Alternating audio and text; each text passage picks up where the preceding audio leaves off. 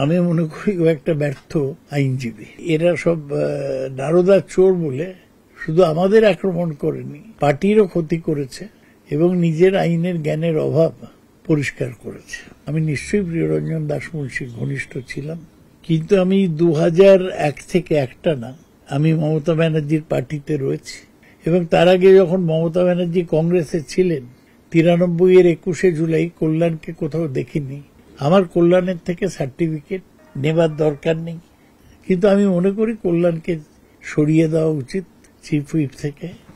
আসলে এই কদিন সুদীপ অসুস্থ থাকায় কল্যাণের হাতে ক্ষমতা এসেছিল, হাতে মাথা কাটছিল, যাকে ইচ্ছে বলতে দিচ্ছিল, যাকে ইচ্ছে বলতে দিচ্ছিল না এবং বলতে চাইলে লোককে অপমান করছিল।